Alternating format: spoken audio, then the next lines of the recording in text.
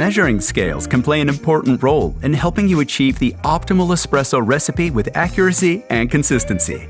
The classic espresso recipe is a simple 1:2 ratio of ground coffee to espresso extracted in 27 to 33 seconds.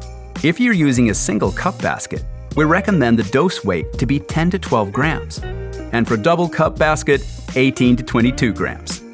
As various beans and roasts will mean that the optimal dose can vary, we also recommend referring to your roaster or barista for more information. Start by placing the portafilter onto the scales and then press the tare button, which zeroes the scales.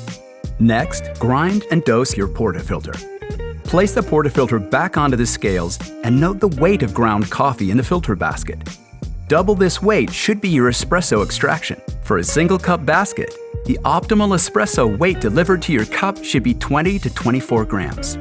And for a double cup basket, this should be 36 to 44 grams. However, this also depends on the recommendations by your roaster or barista. Now, tamp your portafilter. Start by placing your cup on the scales under the portafilter. Press the tare button. Now start your espresso shot and watch the scales.